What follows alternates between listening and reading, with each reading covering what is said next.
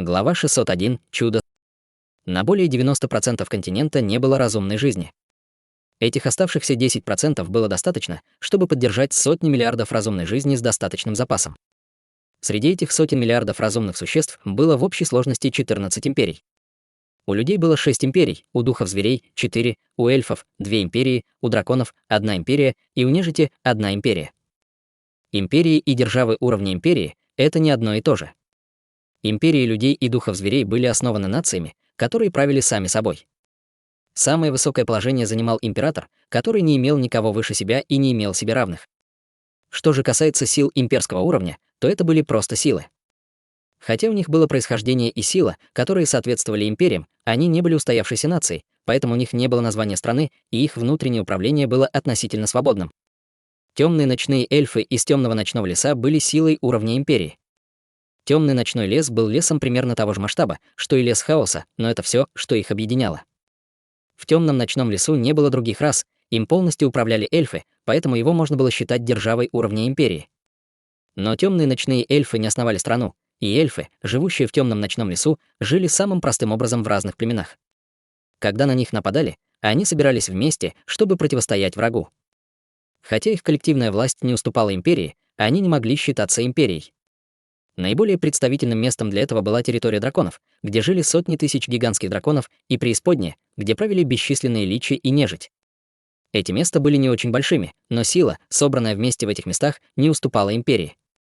Они считались вершиной могущества даже тогда, когда располагались на всем континенте. Кроме этих 14 крупных имперских держав, существовало более 150 воюющих королевств и тысячи малых и больших королевств. Подобная пирамидальная иерархия демонстрировала нынешнее положение дел с властью на континенте. Территория леса хаоса была объединена чудо-городом. В будущем был шанс для другой силы уровня империи, чтобы родиться. Естественно, это был всего лишь шанс. Лес хаоса боролся внутри страны в течение многих лет, так что была ли это поддержка или сила, есть большая разница между ними и силами уровня империи. Возвышение леса хаоса неизбежно привлечет внимание этих гигантов, так что вполне вероятно, что лес хаоса будет уничтожен ими прежде, чем они смогут по-настоящему подняться.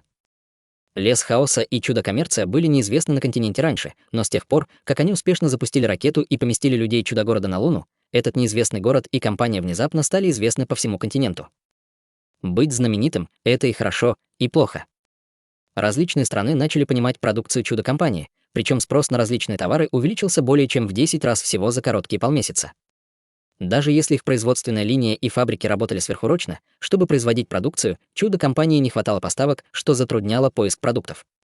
Таким образом, цена, естественно, росла, и с уровнем цен некоторых империй граммофон в некоторых городах имел цену более 1000 исходных камней.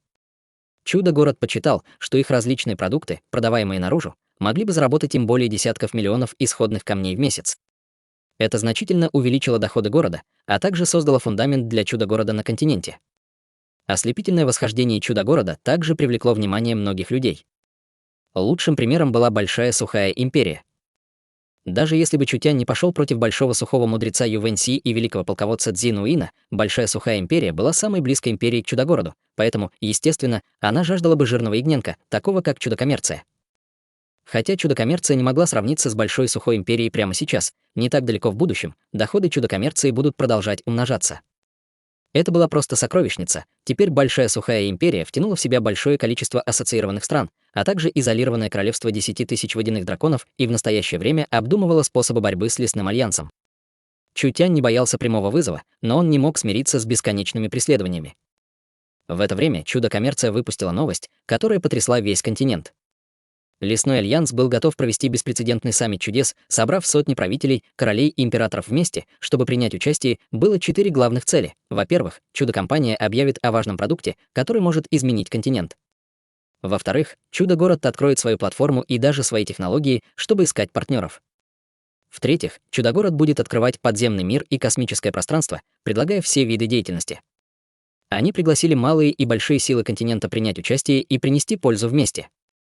В-четвертых, секты Чу и Юнь будут набирать наиболее квалифицированных рабочих, в то время как Академия чудес будет принимать студентов со всего континента.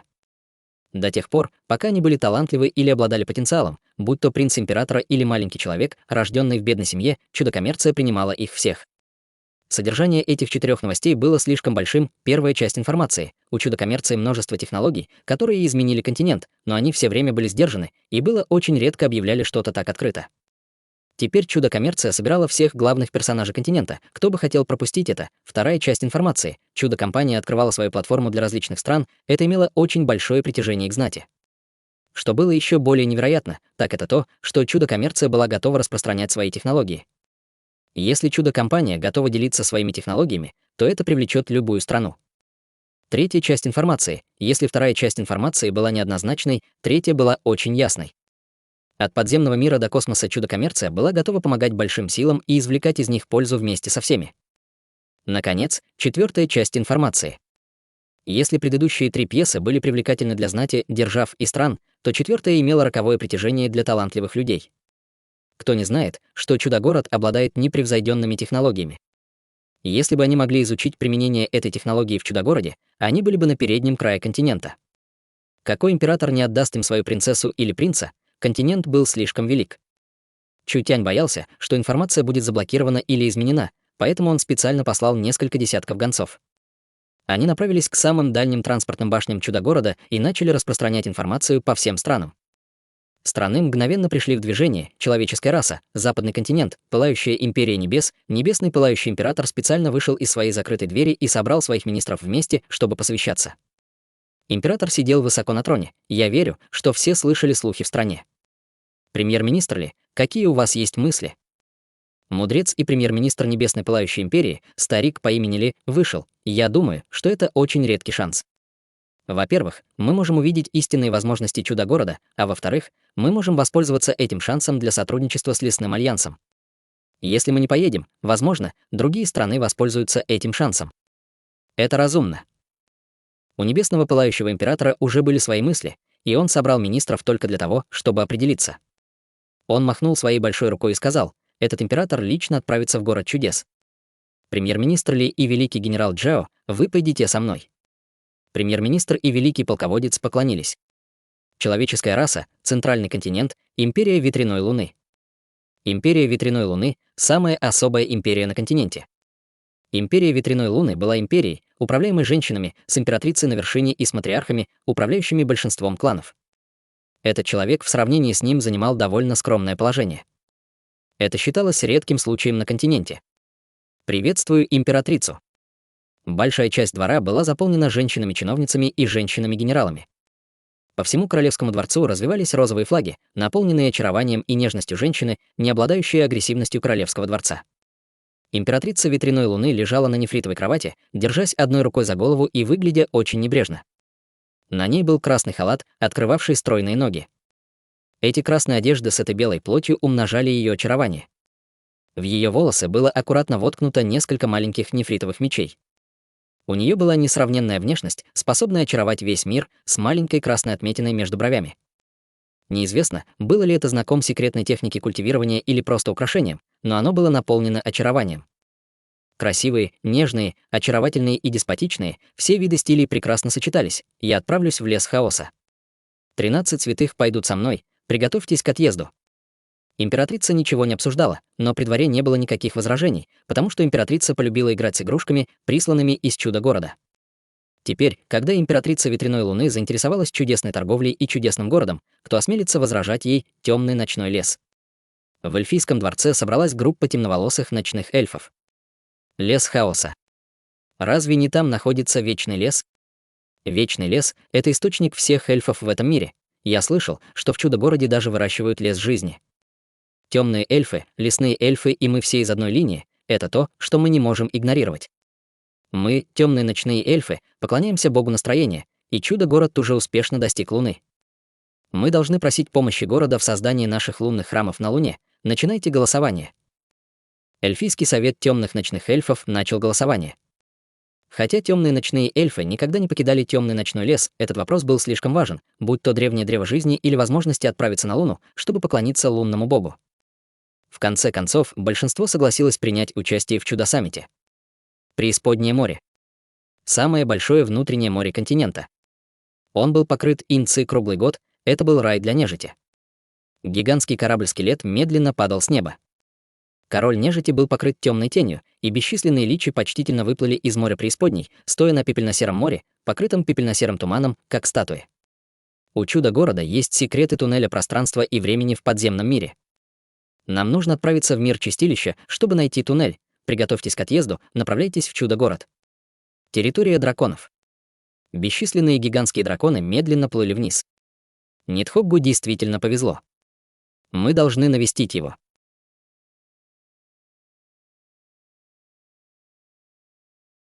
Глава 602. Выяснение отношений. Континент был в смятении, как гром, внезапно ударивший в землю. Чудо-коммерция только что выполнила задачу подняться в небо и высадиться на Луне, которая в настоящее время распространялась по всему континенту, но теперь они запускали эту поразительную конференцию. Что такое лесной альянс? Это даже не страна, это просто смесь леса и подземных городов. Даже если они стали лесным альянсом всего за несколько коротких месяцев, смогут ли они сравниться с империями, просуществовавшими тысячи лет? Чудо-город был спонсором и лидером лесного альянса, но они не были равны другим городам и державам. Они были просто городом, у них была только власть призывать, а не власть приказывать людям. Какую дерзость нужно иметь, чтобы привести людей на вершину континента в чудо-город на конференцию? Будь то их личность, их низкое положение или их влияние, чудо-город, который только высадился на Луну, не мог по-настоящему сравниться с этими гигантами, что шокировало людей, так это то, что большинство приглашенных держав уровня империи согласились приехать. Персоны уровня императора готовились отправиться в чудо-город или уже были в пути. Естественно, это привлекло много внимания и обеспечило большое невидимое увеличение влияния этого события, что помогало чудо-городу стать знаменитым. Жители города, включая лесные и королевские районы, были потрясены уважением, оказанным Чутяню. Случалось ли такое раньше за тысячи лет истории континента? Объявлением Чутянь действительно привлек столько важных персон в чудо-город впервые в истории, но вызвало интерес людей не только это событие. Далекий темный лес, империя драконов и море преисподней получили эту новость, но Большая Сухая империя, которая была ближе всего к лесу хаоса, не получила приглашения. Это абсурд. Император в Большом Сухом Королевском дворце пришел в ярость, когда узнал эту новость. Он превратил столб в пыль одной ладонью. Добрый чудо-город, сила размером с ладонь, на самом деле пытается объединить пылающие небеса, луну ветра, территорию дракона и темный ночной лес, чтобы противостоять императору. Мудрец. Ю Вэньси, великий полководец Цзин Уиен и другие высшие члены Большой Сухой империи столкнулись с гневом императора, и все они смотрели друг на друга в полном смятении. Цзин Уиен сказал с холодным фырканьем: «Это потому, что 10 тысяч водяных драконов воюющего королевства испортили нам дело». Посланец Большого Сухого только что достиг воюющего королевства 10 тысяч водяных драконов и достиг соглашения с королем драконов, но король сообщил им эту новость, и теперь лесной альянс был начеку против Большой Сухой империи. Это был план, который вывел дрова из-под огня, и теперь Большая Сухая империя оказалась в плачевном положении. Все уже произошло. Ю Вэньси покачал головой и вздохнул. 10 тысяч драконов воюют с королем, полезная штука, так что мы можем только утешить их и не можем легко ударить в грязь лицом. Это дело не маленькое, о нем нужно позаботиться должным образом. Цзин Уиен сделал 2 шага вперед и сказал: «Император, этот подчиненный думает, что мы не можем допустить, чтобы чудо-саммит продолжался. Я готов повести 50 тысяч, нет, 30 тысяч воинов Золотого Ястреба-дракона в далекий лес хаоса. Мы устроим засаду в чудо-городе и уничтожим их одним махом». Чудо-город хотел показаться сильным, тогда, прежде чем чудо-город сможет собраться, они сначала уничтожат его. Ну и что, если об этом узнают другие императоры и правители? Даже если бы они были недовольны Большой Сухой империей, они не пошли бы прямо против них. Если чудо-саммит будет разрешен, императоры и правители будут сотрудничать с чудо-городом, поэтому в это время будет нелегко что-либо сделать. Ю Вэньси вышел и опроверг: идеи военного короля не верны. Одного чудо-города недостаточно, нам действительно нужно беспокоиться о других силах в лесу хаоса. Будь то дикие высокогорья или вечные леса, если бы они были странами на континенте, они не уступали бы воюющим королевствам среднего класса. Весь лес хаоса, сложенный вместе, уже сильнее, чем высокосортное воюющее королевство. 30 тысяч золотых драконьих ястребов будет недостаточно. Цзин Уиен сказал с холодной улыбкой: «Я не нападаю на лесной альянс, я просто нападаю на чудо-город. Лес хаоса настолько велик, что не сможет вовремя прислать помощь. Я уйду сразу же после уничтожения чудо-города. Может ли пестрая команда в лесу хаоса преследовать нас до Большой Сухой империи?» Ю Вэньси покачал головой и сказал: «Я понимаю их. Чудо-город имеет мощную систему связи и большую летающую армию, что делает невозможным промах врагов. Как только чудо-город узнает об этом, они немедленно пошлют за подкреплением. Со скоростью армии Золотого Дракона-Ястреба, даже если Лесной Альянс соберет все свои войска в Чудо-городе, мы уже сравняем его с землей, как только они прибудут. Чего тут бояться? Цзин Уиен полностью проигнорировал технологию Чудо-города, не говоря уже о том, что мы можем использовать иллюзорного моллюска для защиты нашего продвижения, Чудо-город определенно не сможет нас найти. Ювэнь Си все еще не соглашался на это. Чудо-город был центром леса хаоса, они были очень сдержаны на континенте, кто знает, сколько тайных способностей они все еще скрывали внутри города. Если Большая Сухая Империя нападет на Чудо-города, маловероятно, что они обидят другие силы уровня Империи. Однако, если они потерпят неудачу, то потеряют лицо перед Империей, что нанесет огромный удар по Империи. Цзин Уиен прямо сказал Большому Сухому Императору: «Я прошу Императора принять решение». Как император, он должен быть агрессивным. 80 тысяч солдат Золотого Дракона-Ястреба и 100 иллюзорных моллюсков. Уничтожьте город в течение 10 дней. Будет выполнено, Ювэнь Си беспомощно вздохнул. Император был слишком властен, он недооценил Чудо-город. Армия Золотого Ястреба-Дракона была одним из козырей Большой Сухой Империи. Они были элитой, которую Большая Сухая Империя могла использовать, чтобы захватить весь мир. Один Золотой Дракон-Ястреб был не слабее демонического зверя 3-го уровня.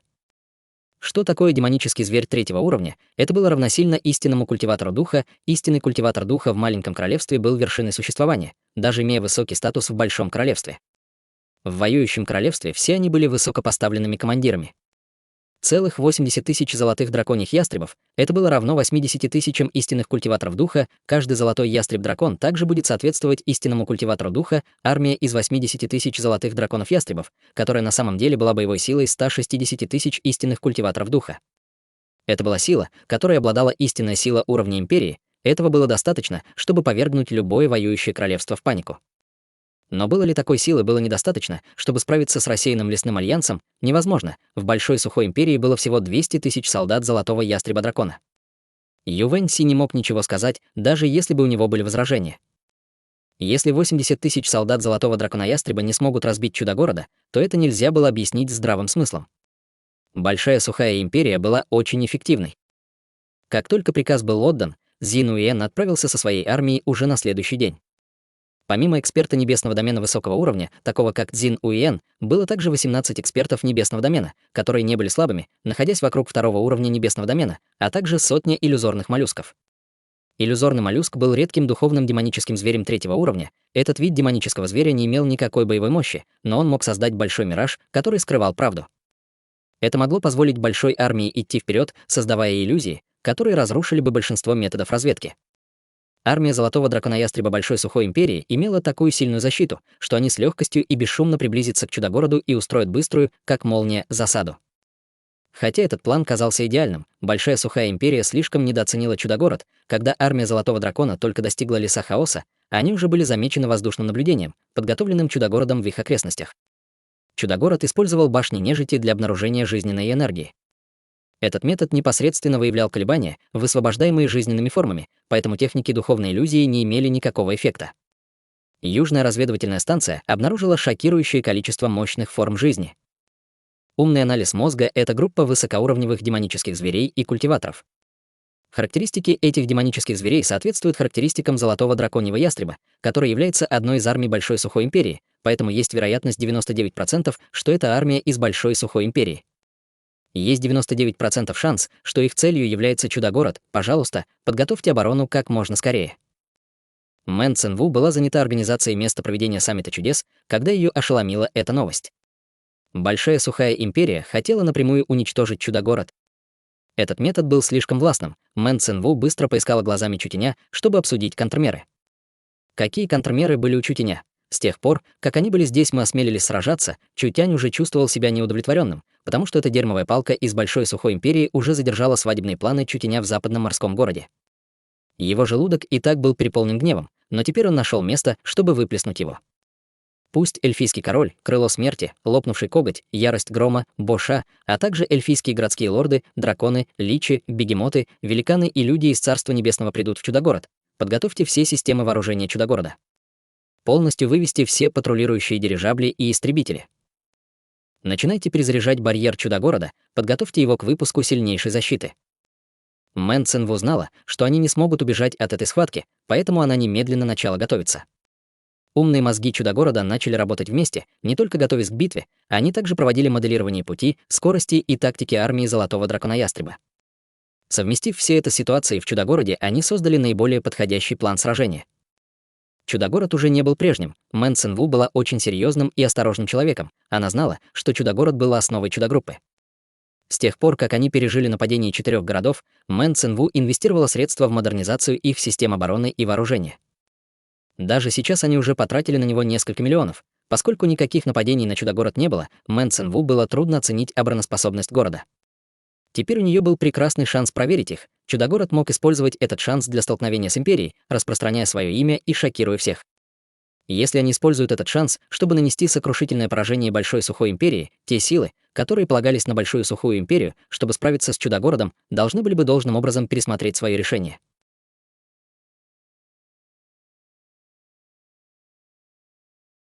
Глава 603. Нападение на чудо-город. Армия Золотого Ястреба-Дракона уже достигла леса хаоса.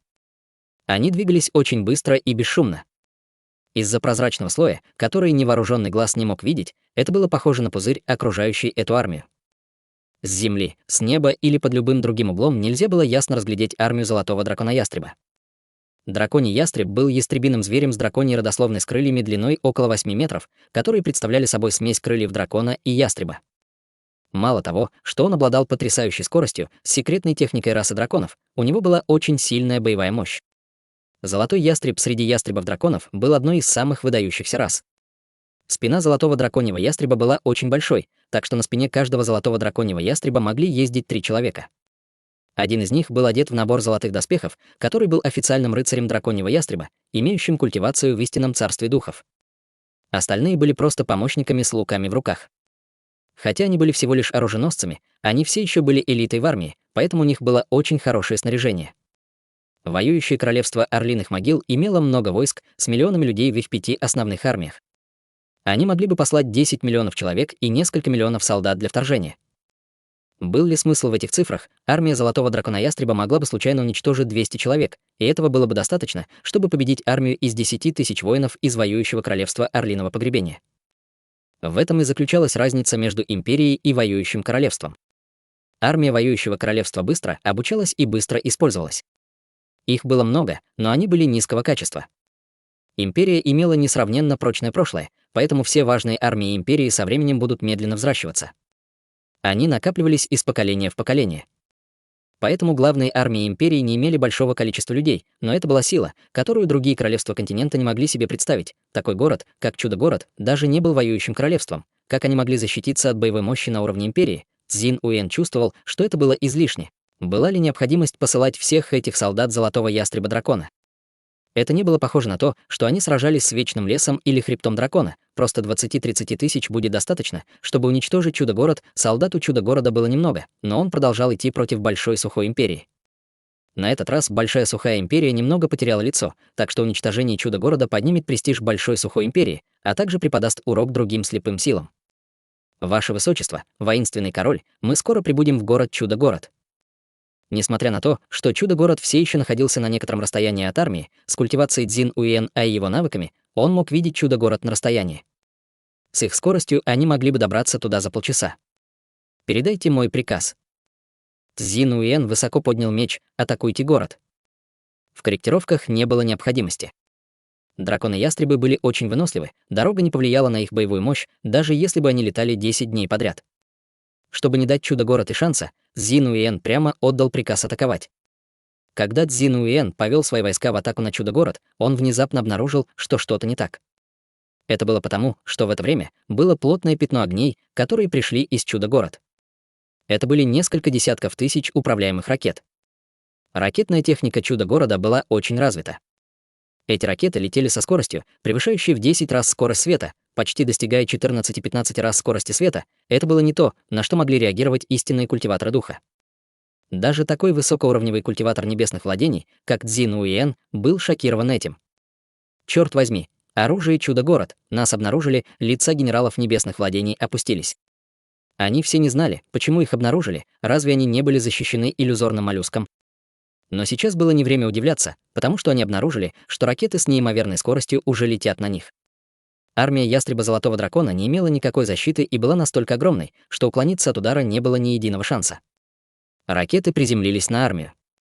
Армия Золотого Ястреба Дракона была мгновенно взорвана, вице-мэр чудо-города Мэн Цинву потратила несколько месяцев времени, работы и десятков тысяч бесчисленных материалов, чтобы запустить все ракетные шахты вокруг чудо-города. Эти ракеты готовились в течение нескольких месяцев с немалыми усилиями. Количество энергии, содержащееся внутри, могло легко взорвать истинного культиватора духа, и поскольку они управлялись суперинтеллектуальным умным мозгом, не было никакого шанса, что он промахнется. Армия Золотого Ястреба Дракона мгновенно понесла тяжелые потери. Это было только начало. Армия замедлила ход из-за взрывов, когда с неба стали доноситься какие-то движения. Подобно каплям дождя, бесчисленные высотные бомбы падали вниз, приземляясь прямо на головы армии Золотого Дракона-Ястреба. Что удивляло людей, так это то, что ни один из них не пролетел мимо них, чтобы взорваться в лесу, все они были управляемы, чтобы взорваться в воздухе. Армия Золотого Дракона-Ястреба оказалась совершенно не готова встретить эту жестокую бомбардировку. Хотя армия Ястреба Золотого Дракона была полна экспертов, они не могли противостоять этой мощной атаке. Всего за несколько коротких минут их потери исчислялись тысячами. Это была огромная потеря для большой сухой империи. Цзин Уен никогда не думал, что еще до начала боя, до того, как он успеет напасть на чудо-город нападет на него первым. В припадке ярости он безрассудно закричал: «Всем атаковать! Все в атаку!» Армия Золотого Ястреба Дракона все еще была элитой империи.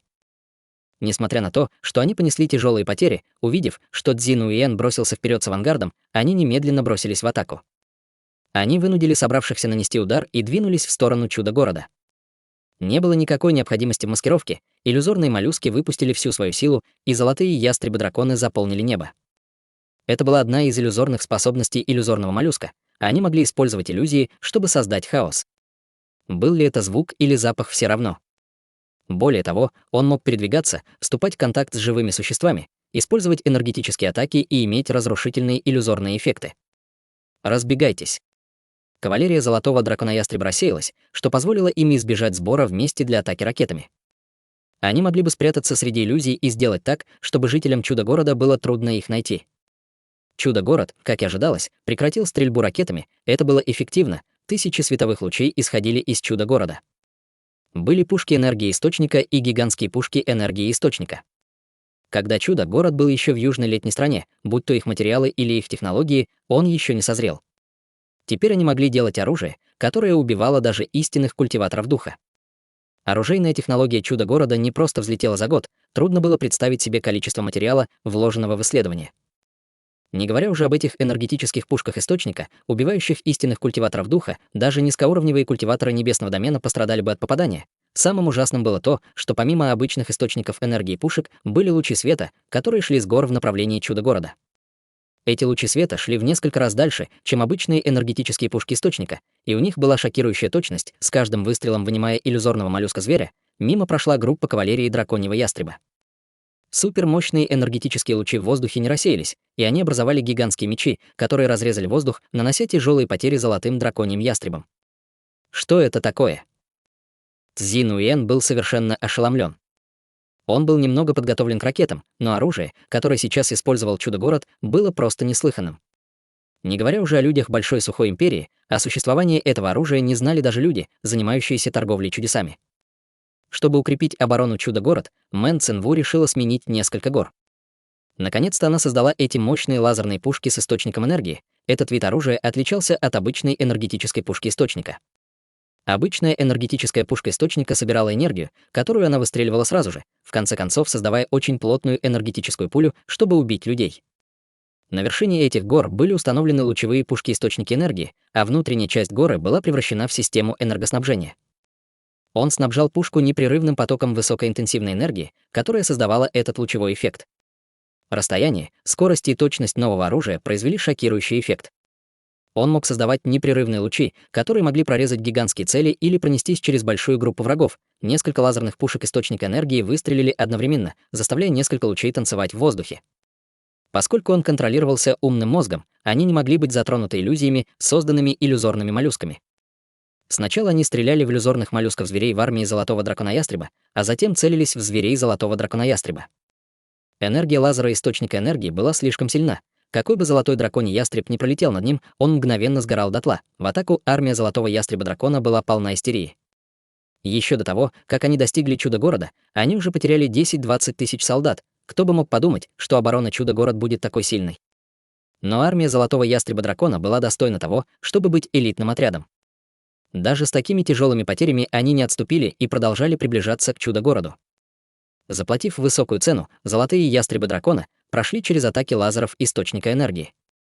Чудо-город уже ничего не сможет сделать, верно? Если бы у них не было этого тяжелого оружия, что бы сделал Чудо-город, чтобы противостоять армии Золотого Дракона-Ястреба? Золотые Ястребы-дракона вошли в зону действия Чудо-города, они не могли просто случайно бомбить свой собственный город, верно? Если только они не настолько сумасшедшие, чтобы попытаться умереть вместе с агрессором, на этот раз люди Большой Сухой Империи угадали правильно, Мэн Цинву никогда не думал использовать разрушительные ракеты или опасные лазерные пушки в воздухе над Чудо-городом. В конце концов, это оружие было слишком сильным, и если они не будут осторожны, то могут привести к разрушению города. В это время вокруг Чудо-города появился черный защитный барьер. Защитный барьер, глаза Цзинуиэн стали кроваво-красными. Ты думаешь, что сможешь блокировать армию Большой Сухой Империи барьером? Почти одновременно из центра Чудо-города медленно поднялись два больших, похожих на тарелки, объекта. Эти два пластинчатых предмета были сделаны из металла, и каждый из них был около 800 метров в длину. Они выглядели как военные корабли, поверхность которых была покрыта пушками, что вызывало у людей ужас. Что это теперь? Цзинуиэн увидел два гигантских корабля, летящих в воздухе, и на его лице появилось ошеломленное выражение. Более сотни черных громовержцев появились из гигантского корабля, и за каждым черным громовержцем стояли тысячи странных фигур. Все эти люди были одеты в странные мех-костюмы и летели по воздуху. Это была летающая армия Чудо-города.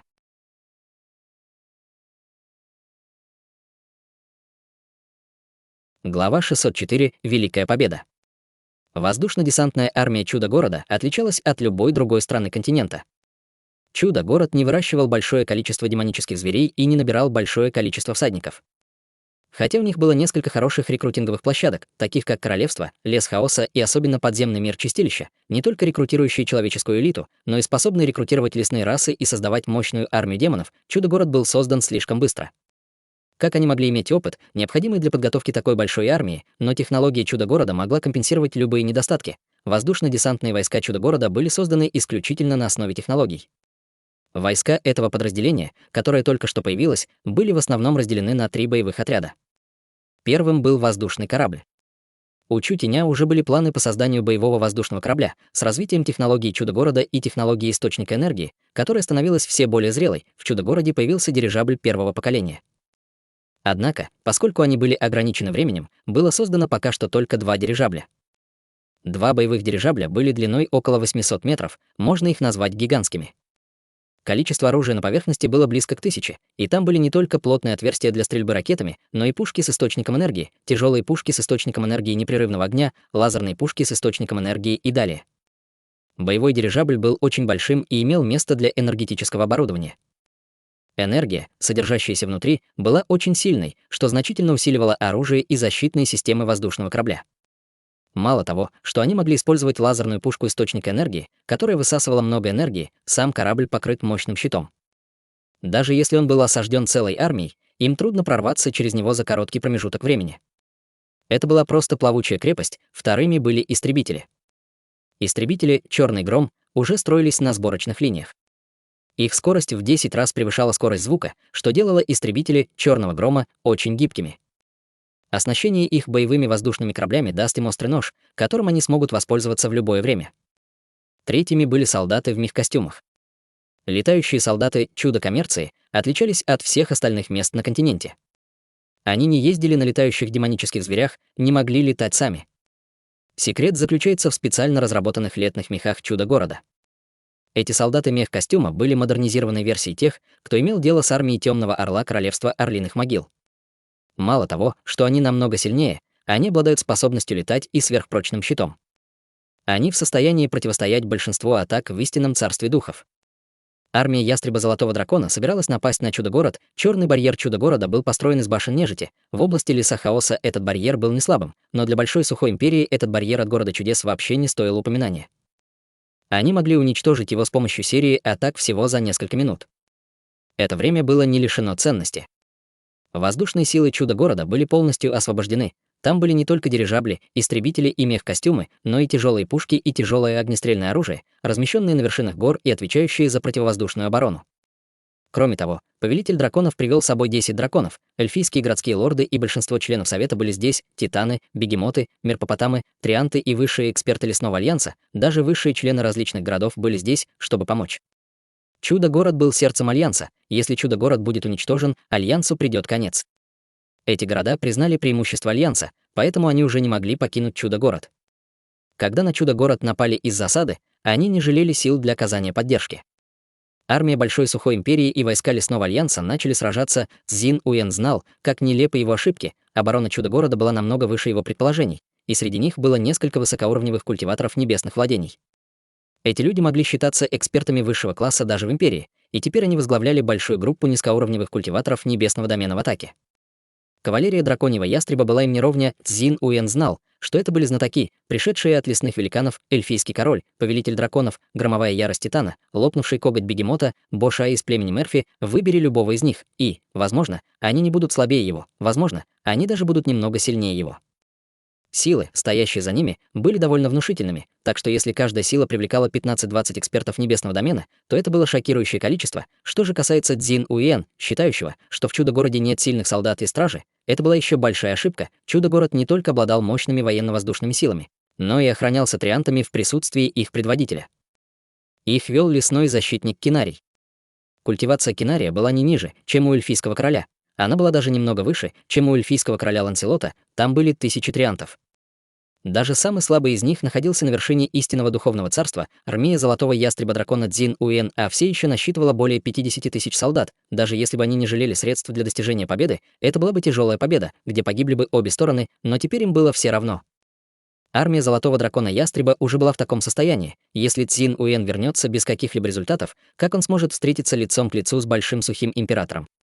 Не говоря уже о том, что для Большой Сухой Империи, даже если они потеряют 80 000 золотых драконьих ястребов, они не смогут потерять лицо для Империи. Если они не смогут победить даже тривиальный Чудо-город, Большая Сухая Империя потеряет свое достоинство, что было еще хуже, чем потерять свои военные силы. Забудь о цене. Атакуйте город. Цзин Уен снова отдал приказ. Ничто другое не было важно прямо сейчас. Им просто нужно было попасть в Чудо-город. Не уничтожат все в Чудо-городе, прежде чем заговорят. Когда армия Золотого Дракона Ястреба была готова атаковать Чудо-город, произошло нечто еще более неожиданное. Из центра города начал лился ослепительный зеленый свет, чистая и энергичная энергия медленно поднималась из земли. Вокруг Чудо-города возник зеленый барьер, защищающий все вокруг. Они никогда не думали, что вокруг Чудо-города будет еще один барьер.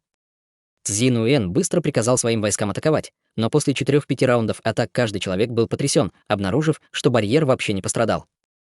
Что это за барьер? Он мог бы даже сравниться с барьером столицы Большой Сухой Империи. Ядром барьера были чудодейственные сады, он действительно высвобождал мощную энергию, исходящую от древнего древа жизни. Древнее древо жизни пробыло здесь недолго, но росло довольно хорошо. Эта штука в великую древнюю эпоху была чем-то, что можно было сравнить с демонами и богами. Даже ее силу в молодости было бы трудно себе представить. Солдаты Золотого Драконьего Ястреба стояли у барьера. Чудо-город был у них перед глазами, но они ничего не могли сделать. Различные армии и армия Чудо-города вышли из города, чтобы уничтожить армию Золотого Дракона Ястреба. Они обладали мощью в воздухе и плотной огневой мощью на земле, поэтому численность армии Золотого Дракона Ястреба продолжала уменьшаться. Черт, отступаем, отступаем. Цзин Уен обнаружил, что его кавалерия уже сократилась до 30 000, и понял, что не сможет продолжать эту битву. Кавалерия Драконьего Ястреба наверняка потерпит поражение, так что если они продолжат сражаться, то будут полностью уничтожены, хотя они и не хотели этого признавать, у них не было выбора, когда факты стояли перед их глазами. Армия Золотого Ястреба-дракона была разбита, Большая Сухая Империя проиграла. Мэн Цинву с помощью интеллектуального мониторинга мозга в реальном времени обнаружила, что армия Большой Сухой Империи медленно отступает.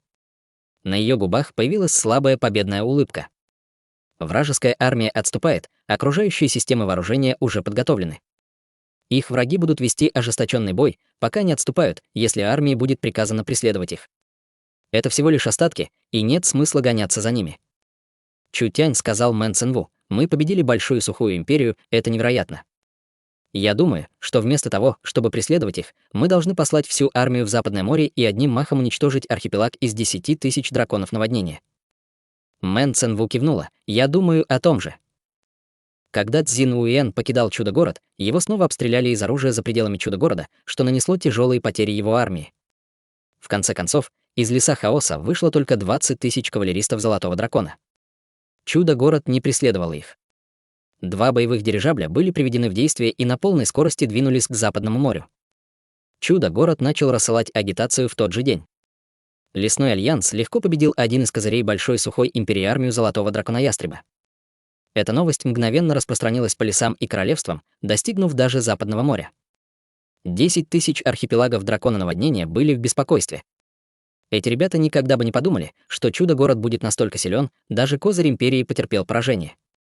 Разве это неплохо для 10 тысяч архипелагов дракона наводнения с тех пор, как они нанялись в большую сухую империю? Как и ожидалось, эта новость вызвала цепную реакцию, когда дело дошло до Западного моря. Некоторые из морских держав, прикрепленных к архипелагу 10 тысяч драконов наводнения, как некоторые племена морской расы и некоторые королевства морского побережья, все они покинули воюющие королевства 10 тысяч драконов наводнения и начали склоняться к западному морскому городу. У короля дракона 10 тысяч даже не было времени на ярость. Ему прислали ужасную новость. Армия Чудо-города приближалась к архипелагу 10 тысяч водяных драконов в полном составе. Они были готовы использовать эту победу над Большой Сухой Империей, чтобы позаботиться об архипелаге 10 тысяч драконов, шахматной фигуре Большой Сухой Империи в Западном море. В воюющем королевстве 10 тысяч водяных драконов царил хаос, и у них даже не было времени подготовиться. 2 несравненно больших дирижабля медленно появились в небе над архипелагом, выпустив сотни черных самолетов грома, кружащих вокруг 2 боевых дирижаблей.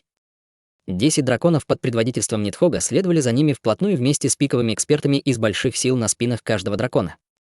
Боша мобилизовала 100-тысячную армию из города Западного моря, блокировав с моря архипелаг дракона наводнения в 10 тысяч человек. Воюющее королевство 10 тысяч водяных драконов было немного сильнее воюющего королевства орлиных погребений, но это пока. Столько солдат и экспертов, выходящих на битву, как могли 10 тысяч драконов наводнения воюющего королевства справиться с ними, обычный властный и спокойный тон короля дракона исчез без следа, он быстро приказал стране прекратить сопротивление. В то же время он послал гонца к Чутяню, надеясь обсудить с ним этот вопрос и посмотреть, смогут ли они покончить с этим мирным путем. Люди под карнизом были вынуждены склонить головы. Чудо-город побил даже Большую Сухую Империю, как они могут бояться архипелага 10 тысяч водяных драконов. Если они не остановятся, то могут просто разбомбить всю равнину.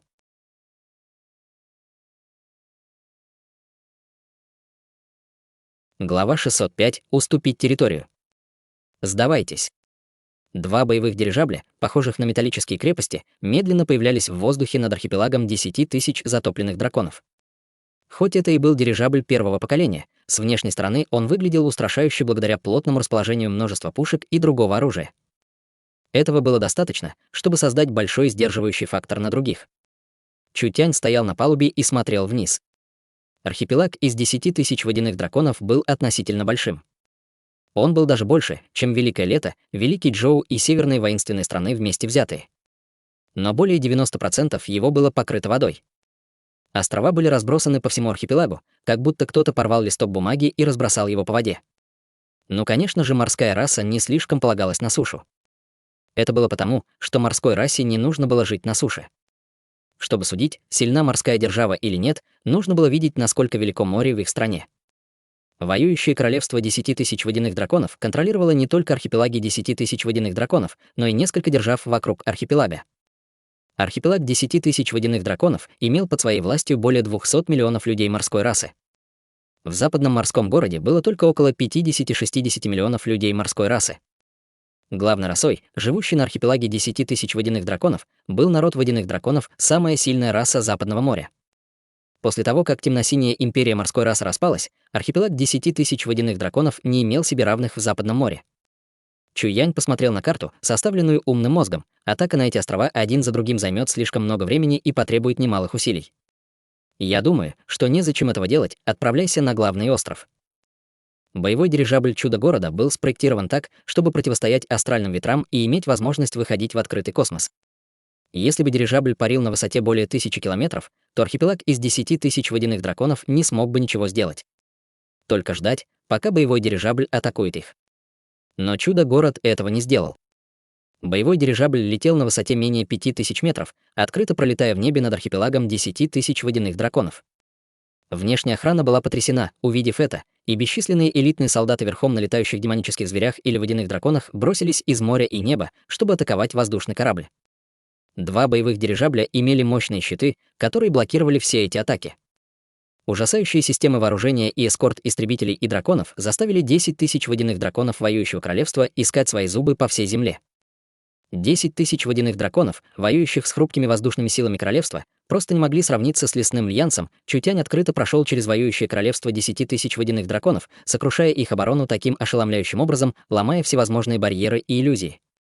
Вся оборона была подобна горшкам, которые разбились от одного удара перед армией Лесного Альянса. Сила Лесного Альянса была глубоко запечатлена в сердце каждого из 10 тысяч жителей воюющего королевства водяных драконов. Это заставляло их не осмеливаться снова сражаться. 2 воздушных корабля летели прямо над главным островом. Было выпущено несколько взрывателей стен, и барьер вокруг главного острова был разрушен. После отдачи приказа Чутянем весь главный остров будет напичкан бомбами из оружия, направленного на них. «Стой!» Король 10 тысяч водяных драконов стоял на гигантском темно-синем морском потопном драконе, когда он, наконец, не выдержал и не бросился в небо. 10-тысячный король-дракон никогда бы не подумал, что армия Чудо-города так быстро проложит себе путь к главному острову, другие оборонительные сооружения были совершенно бесполезны. Слишком страшно, эта армия уже была на уровне империи, неудивительно, что 80 тысяч золотых драконьих ястребов Большой Сухой Империи понесли такую трагическую потерю, 10-тысячный король-дракон уже был полон сожаления. Если бы он знал, что Чудо-город обладает такой силой, даже если бы у него хватило мужества, он все равно не осмелился бы работать с Большой Сухой Империей, чтобы пойти против Лесного Альянса. Хотя Большая Сухая Империя была очень сильна, они все еще находились в десятках тысяч миль отсюда. Лесной союз был их соседом, они могли иметь с ними дело в любое время.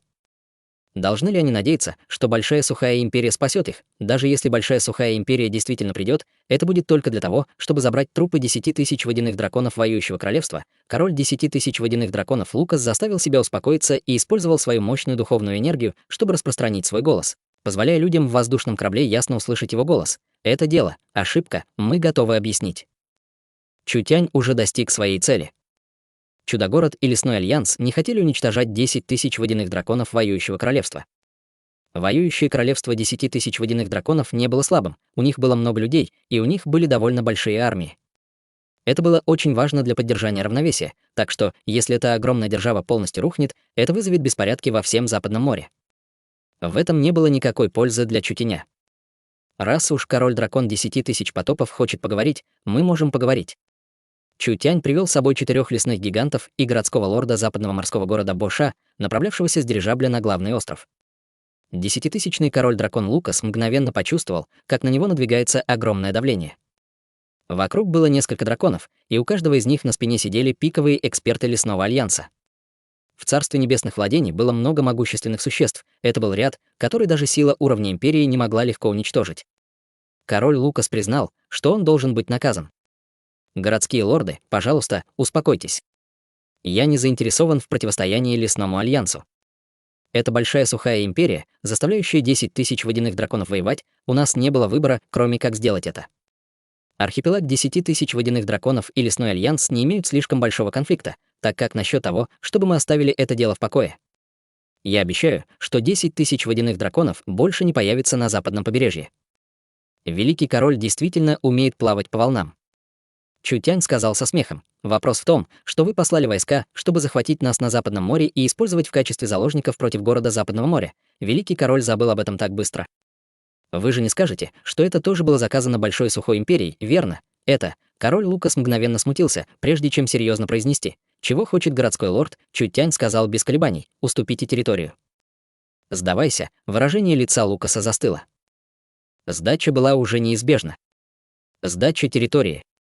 Как Чутянь сказал без всякой вежливости, на те страны и племена, которые перешли на сторону города Западного моря, воюющее королевство 10 тысяч водяных драконов не может использовать военные силы, чтобы вернуть их обратно. Кроме того, архипелаг 10 тысяч водяных драконов должен отдать 20 соседних сторожевых островов Лесному Альянсу, чтобы построить морскую оборонительную линию и базу на ней, чтобы вы не отступили от своего соглашения. Выражение лица короля дракона 10 тысяч стало очень уродливым. Дань, которую приданные войска отдавали королю, немалая цифра. Как можно отказаться от такой большой суммы? Что же касается 20 сторожевых островов, то это было еще более невозможно. Архипелаг дракона имел 1000 островов, но не каждый остров мог стать островом охраны. Каждый остров, превращенный в сторожевой, должен был достичь определенной территории и находиться в стратегически важном месте. Если 20 сторожевых островов отдадут Лесному альянсу сразу, разве Лукас не закопает на своей территории бомбу, которая может взорваться в любой момент? Лукас не мог принять эти два условия, несмотря ни на что. Конечно, архипелаг 10 тысяч водяных драконов может превратить это несчастье в благословение. Я позволю вам присоединиться к Лесному альянсу, что позволит вам извлечь выгоду из ресурсов Лесного альянса. Мы даже сделаем архипелаги драконов центральной зоной для глубоководной экспансии. Чутянь полностью использовал кнут и пряник вместе. В этом вопросе нет отступления или обсуждения, я дам вам только 5 минут, чтобы решить. Если архипелаг 10 тысяч водяных драконов не может принять это, мы можем решить эту проблему только по-своему. У короля Лукаса в голове была жестокая битва. Хотя обещание Чутяня было очень заманчивым, оно также означало высокую цену. Если Лукас согласится сейчас, половина территории архипелага 10 тысяч драконов потопа будет принадлежать Лесному альянсу или Чудо-городу. Это было очень трудно принять королю-дракону, который так долго был королем региона. Король-дракон посмотрел на боевые воздушные корабли в небе и, наконец, принял решение «Я согласен». Даже если просьбы Лесного альянса были чрезмерны, король был под колпаком и выбора. Кроме как поклониться, не оставалось. В противном случае, с нынешней военной мощью Лесного альянса, для них не было невозможным стереть с лица земли главный остров архипелага 10 тысяч водяных драконов. Но самое главное было в том, что благодаря этому уроку король-дракон глубоко осознал силу Лесного союза, а также их невероятную технологию. Хотя за эту капитуляцию пришлось заплатить немалую цену, в будущем архипелаг 10 тысяч водяных драконов станет центром экспансии в глубинную морскую область. Потерять какую-то морскую территорию, они просто украдут еще больше. Потерять несколько островов, они просто захватят еще больше островов. Чутянь был очень доволен Лукасом. На этот раз Большая Сухая Империя не только не получила никаких преимуществ, но и потеряла немало элит и свою самую важную часть на Западном море. С какой целью Большая Сухая Империя захватила архипелаг из 10 тысяч водяных драконов? Разве не потому, что архипелаг 10 тысяч водяных драконов был близок к Лесному альянсу? Им было удобно использовать его в качестве плацдарма для борьбы с Лесным альянсом. План Большой Сухой Империи полностью провалился, и их престиж был беспрецедентно втоптан в землю. Чутянь представил себе разъяренный вид Большого Сухого Императора. «Чутянь, я получил известие, что различные императоры и правители вот-вот прибудут в Чудо-город. Я думаю, нам нужно быстро вернуться и подготовиться». Неужели? Они пришли так быстро? Они действительно пришли вовремя. Чудо-город только что победил Большую Сухую Империю, их боевой дух сейчас был на подъеме. Чутянь отдал приказ. «Городской лорд Боша, я оставляю это дело архипелага 10 тысяч водяных драконов на ваше усмотрение». Боша была величайшим победителем в этом конфликте. Можешь быть уверен, городской лорд. С этой старушкой все будет в порядке. Ладно, мы уходим. Чутянь привел свою большую армию обратно в Чудо-город. Саммит чудес, проходивший в городе, имел очень важное значение. Это был первый шаг Чудо-города из леса хаоса на континент. Это был также их лучший шанс внезапно продвинуться вперед.